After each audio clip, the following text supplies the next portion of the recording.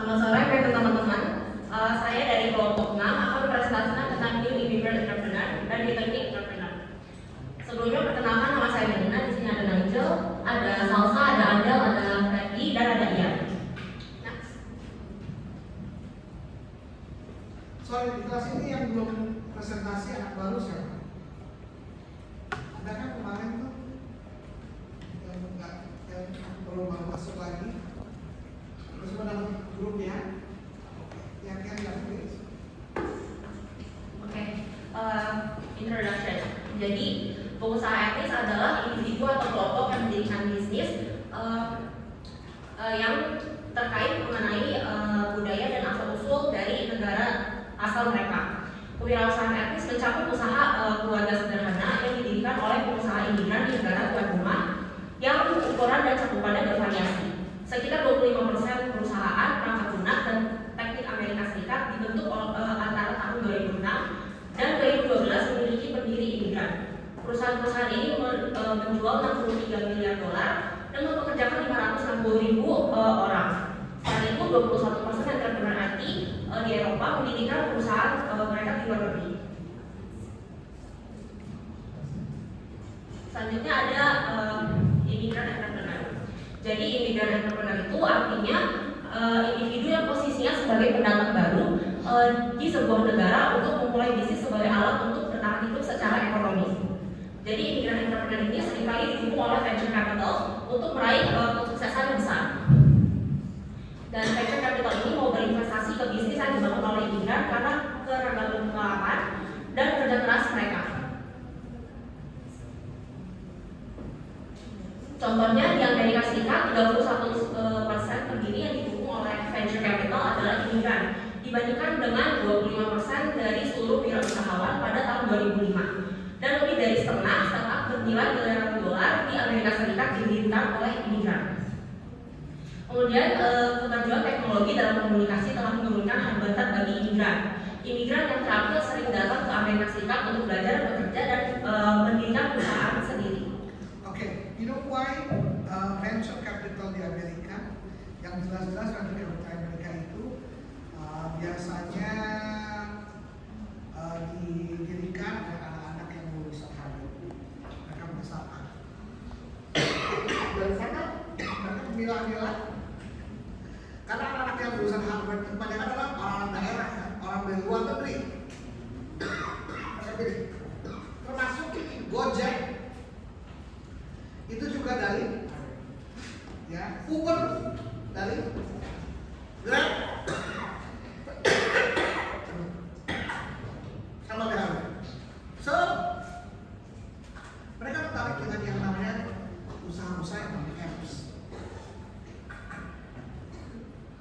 Termasuk cari muat, kau cari muat, kumpulan cari muat. Kamu kalau cari muat kan dari apps. Apalagi itu kalau kita kan eksperimen langsung buka kita ya, berarti emang mau ngasih buka kita ke orang lain nggak serem juga. Tapi yang begini cukup dan luxury sudah dicari sama venture capital. Venture capital tuh mau invest, beberapa mau jadi angel investor, tapi kebanyakan nggak ada yang niat sekarang niatnya angel investor. Semuanya adalah konvensional. Ya semua kerja virtual, nggak mungkin kalau baik-baik. Oh mau nolong supaya grow, supaya apa kan?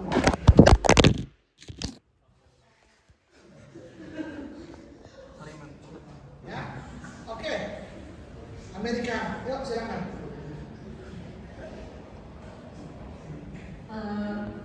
Selanjutnya ada ciri dari sumber daya manusia New Immigrant Entrepreneur. Yang pertama, tingkat pendidikan imigran lebih tinggi dibandingkan negara tuan rumah. Jadi tingkat pendidikan yang tinggi lebih mempengaruhi kinerja bisnis dibandingkan tingkat kepemilikan. Yang kedua ada pengalaman lintas budaya yang luas, yaitu imigran memiliki pengalaman dari lintas budaya. Para imigran yang menggabungkan ide-ide dari berbagai budaya menciptakan solusi yang benar-benar baru atau mereka berinovasi. Selanjutnya ada modal sosial.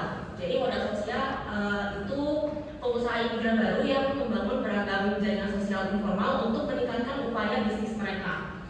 Para imigran ini membentuk jaringan berdasarkan bahasa, budaya, dan pengalaman profesional yang sama. Dan koneksi ini menyediakan sumber daya seperti pendanaan, keterampilan, informasi, dan bimbingan untuk usaha teknologi mereka. Selanjutnya ada jaringan. Jaringan ini mencakup kelompok profesional dan koneksi pribadi dan industri tertentu. Yang pertama ada jaringan kelompok profesional, yaitu kelompok atau asosiasi yang dibentuk oleh para profesional dalam industri atau bidang untuk saling berbagi informasi, sumber daya, dan dukungan. Mereka bertujuan untuk memfasilitasi koneksi antara anggotanya, mempromosikan pertukaran pengetahuan dan pengalaman, serta mendukung perkembangan karir atau bisnis anggota mereka.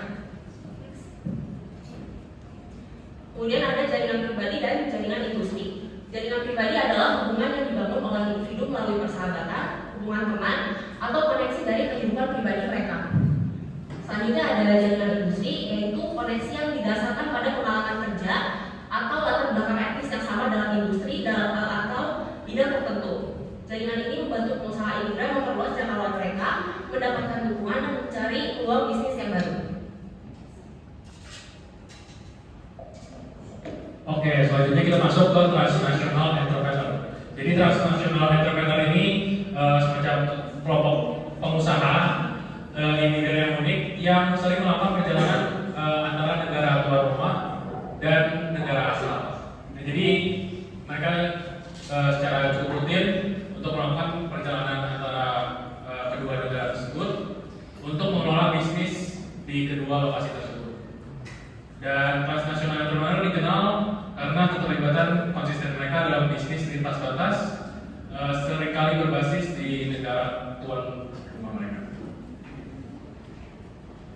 Setelah itu, keterlibatan wirausaha secara bersamaan di setidaknya 2 negara.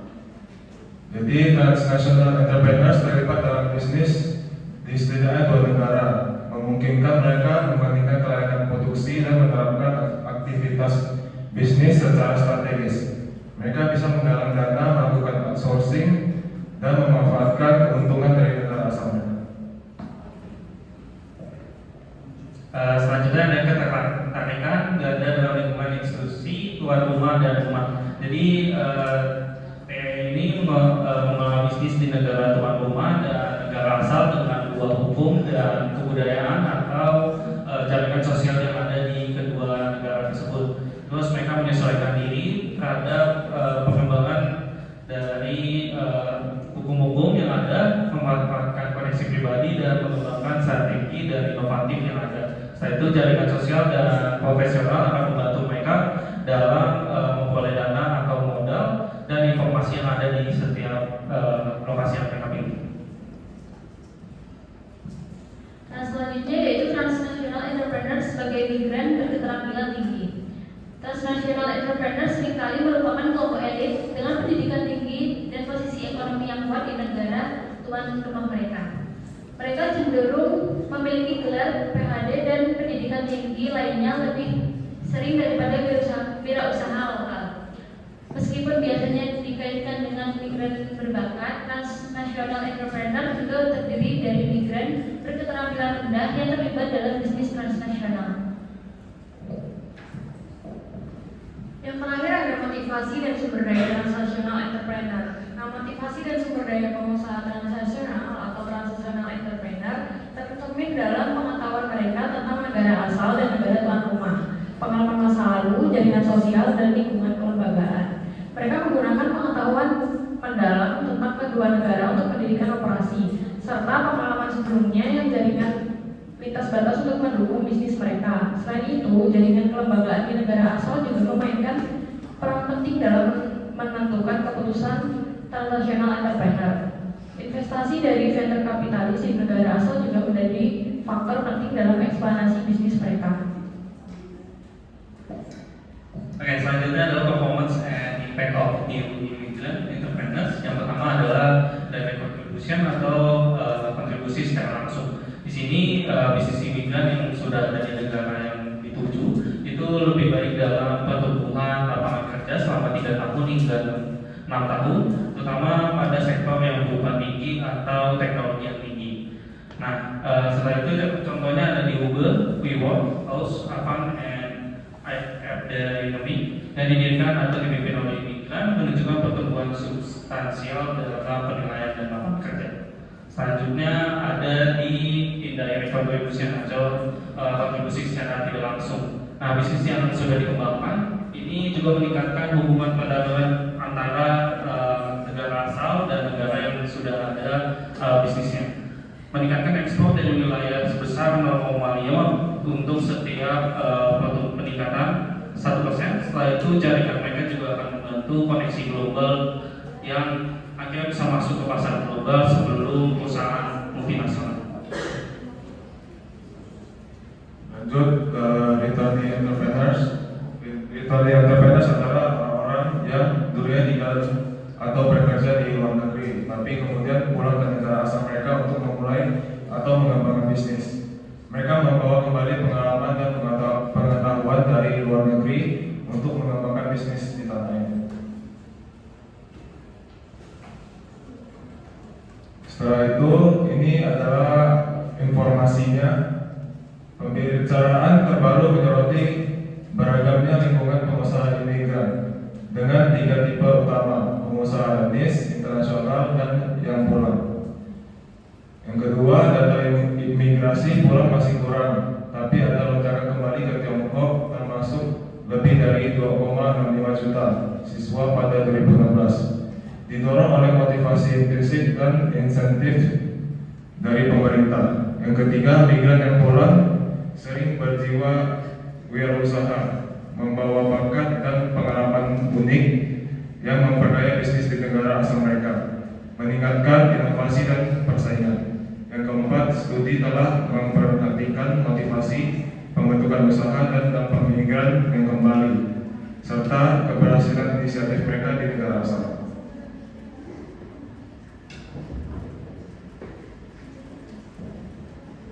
Selanjutnya adalah faktor yang mempengaruhi return entrepreneurship. Nah, return entrepreneur itu mengalami 2 proses motivasi. Yang pertama itu dorongan mereka untuk kembali ke negara asal mereka, dan yang kedua adalah dorongan untuk memulai usaha baru atau terlibat dalam kegiatan kewirausahaan di sana. Nah, motivasi ini dapat terjadi secara berturut-turut atau bersamaan. Contohnya waktu mereka kembali ke negara asal mereka itu mereka bisa membuat usaha baru atau memulai usaha baru.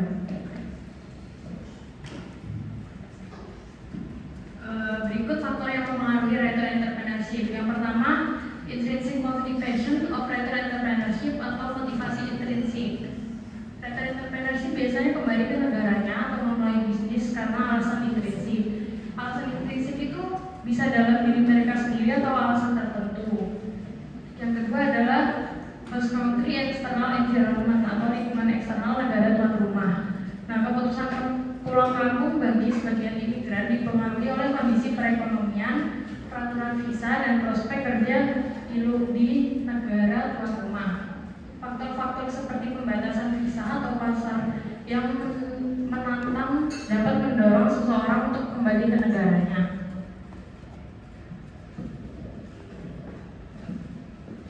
Nah, selanjutnya yaitu resource of return entrepreneurs. Para ahli telah menyelidiki perbedaan antara energi terbarukan dan pengusaha lokal, khususnya hubungan antara modal finansial, sumber daya manusia, dan sosial yang diperoleh di luar negeri, dan kemungkinan wirausaha setelah kembali ke negara tersebut. Nah, yang pertama yaitu financial capital. Return entrepreneurs mendapat manfaat finansial dari pengalaman mereka di luar negeri. Mereka mempunyai tabungan luar negeri yang besar sehingga memberi mereka keuntungan di negara-negara berkembang. Ketika mereka kembali, tabungan mereka membantu untuk memulai bisnis. Lalu selanjutnya yaitu human capital. Pendidikan dan pengalaman di luar negeri memberikan sumber daya manusia yang berharga bagi wirausaha yang kembali ke perusahaan mereka. Mereka berhasil dengan mengambil resiko yang lebih besar dibanding penduduk setempat dan memanfaatkan beragam pengetahuan mereka. Return entrepreneurs menggunakan pendidikan dan pengetahuan internasional untuk membangun perusahaan yang sukses di dalam. Lalu ada social capital. Return entrepreneurs mengembangkan perusahaan di negara asal mereka dengan menggunakan koneksi internasional dan uang.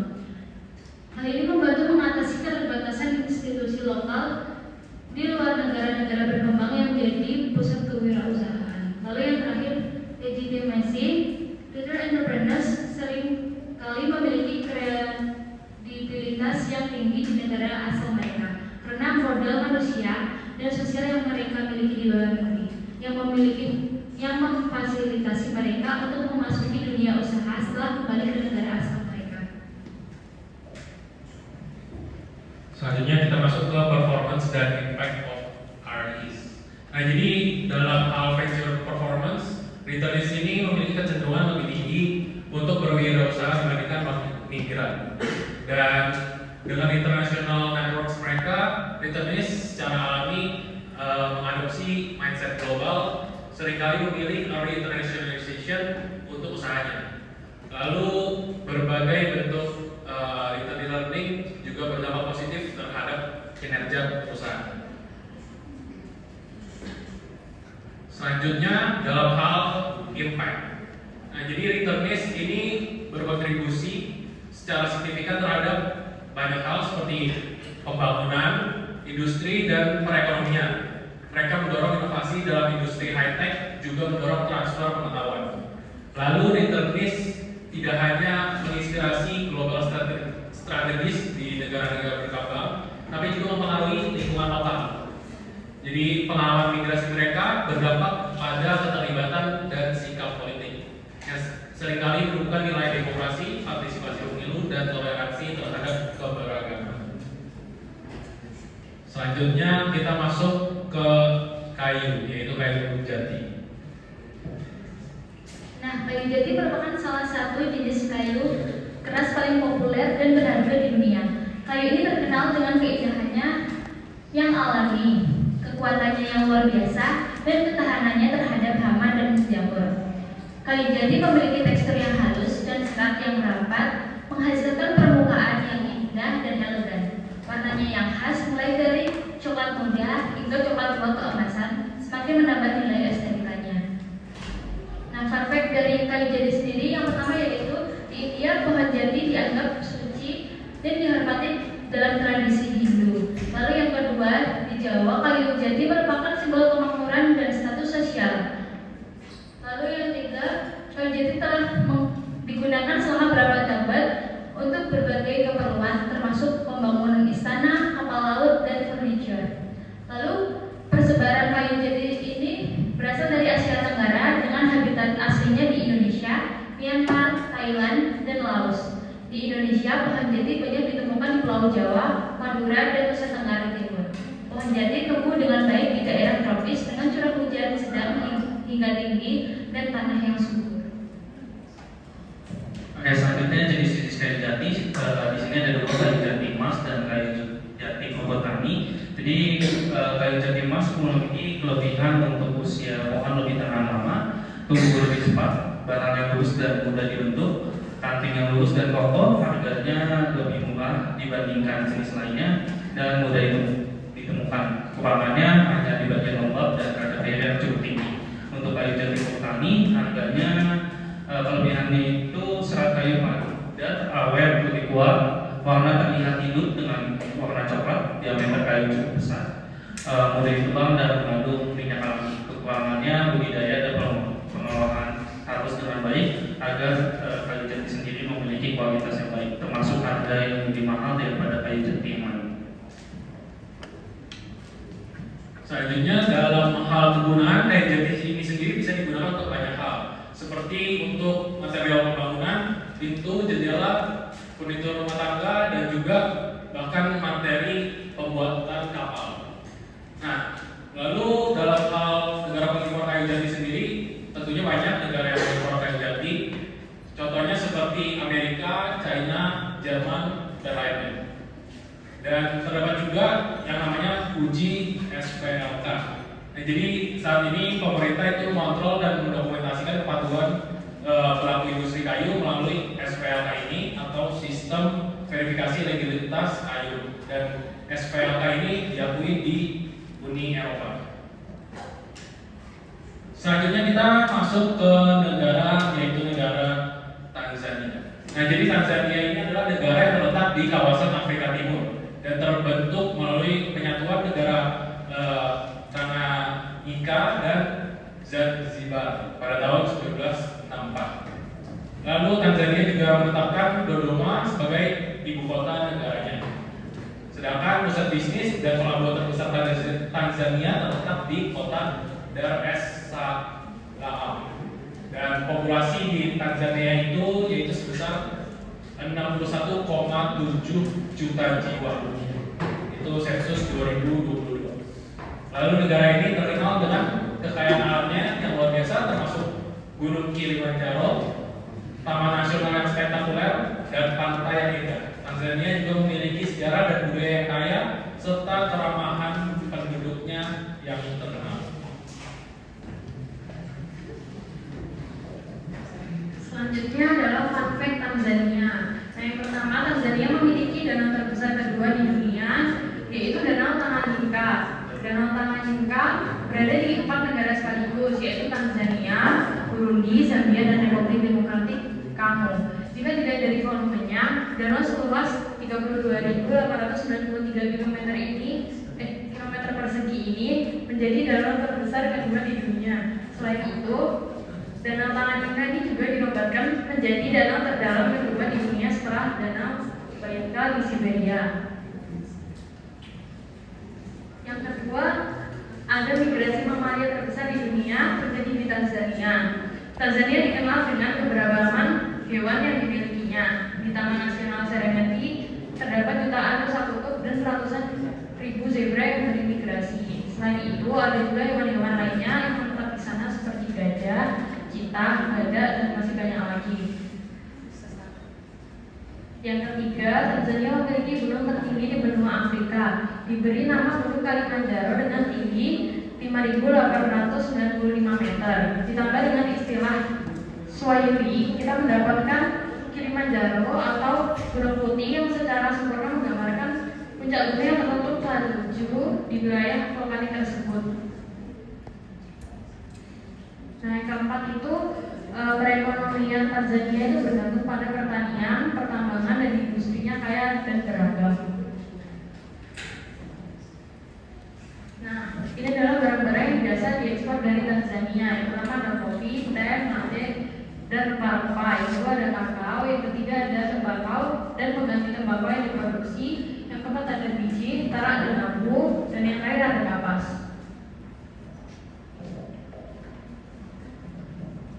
Berikut adalah barang yang bisa diimpor dari Indonesia ke Tanzania. Yang pertama itu minyak sawit, yang kedua kertas, ketiga tekstil, keempat perkakas mesin, kelima ban, dan yang keenam sabun. Setelah itu mitra ekspor dan komoditas ekspor Tanzania. Ini adalah beberapa mitra ekspor utama Tanzania. Yang pertama Tiongkok, yang kedua India, Jepang, Afrika Selatan, Kenya, Belanda, Amerika Serikat, Jerman, Belgia, dan Singapura. Ini komoditas ekspor utama di Tanzania. Yang pertama kopi, teh, emas, tembaga, kacang-kacangan, ikan, gipsum, minyak, dan gas. Berikut adalah video tentang Tanzania.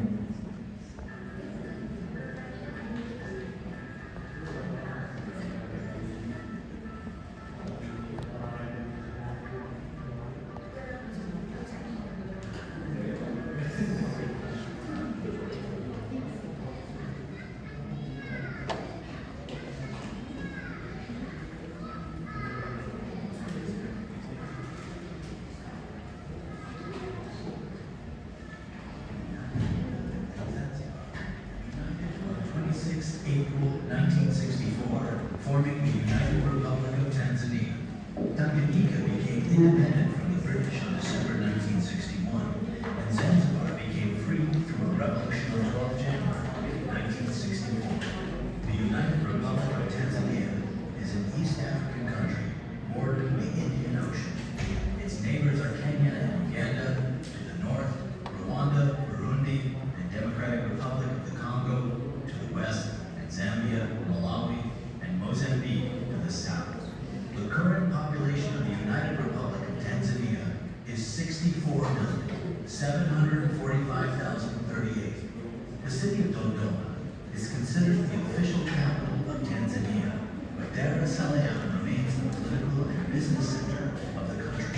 Tanzania is an East African country known for its vast wilderness areas. They include the plains of Serengeti National Park, a safari mecca populated by the big five game, elephant, lion, leopard, buffalo, rhino, and Kilimanjaro National Park, home to Africa's highest mountain.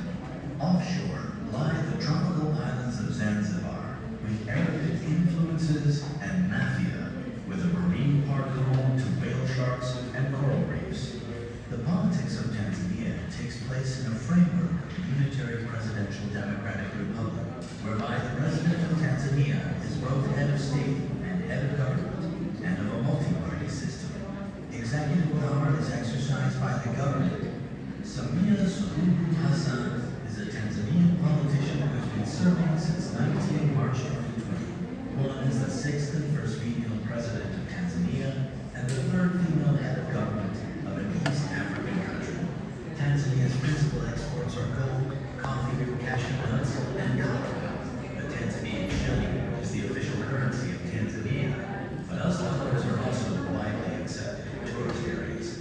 Early in the history of the nation, Kiswahili was designated as an official language of Tanzania by first President Julius Nyerere as part of his Jumuiya social policy.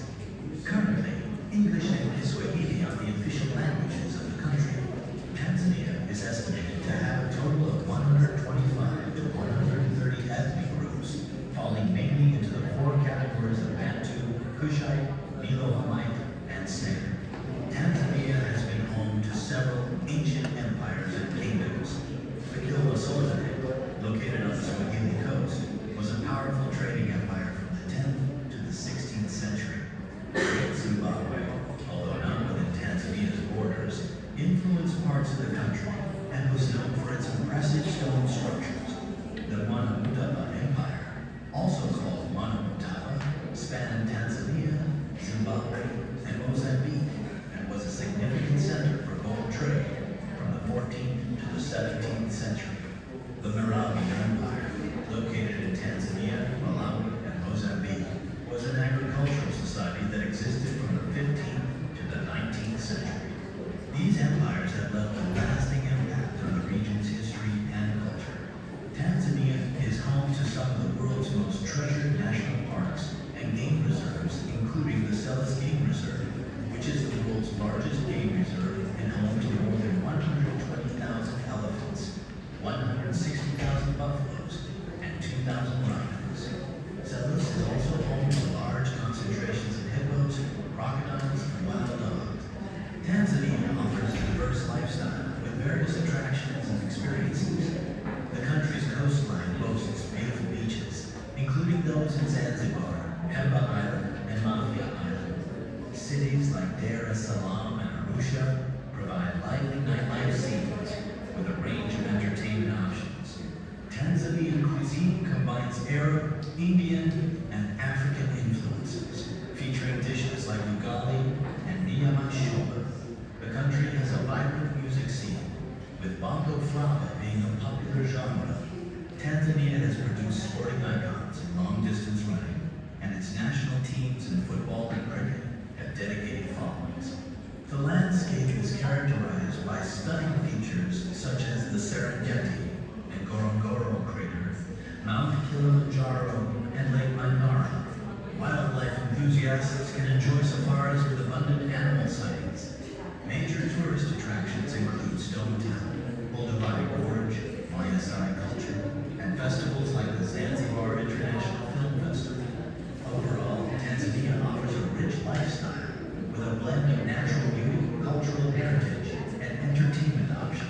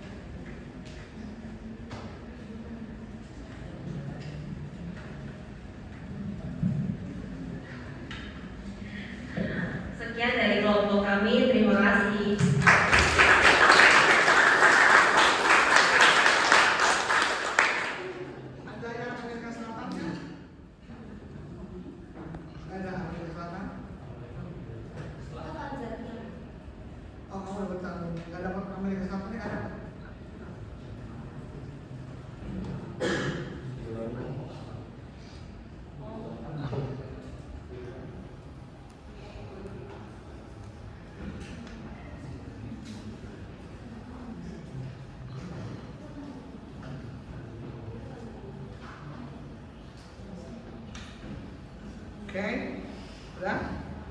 Stay there. Ada yang mau bertanya tentang Tanzania?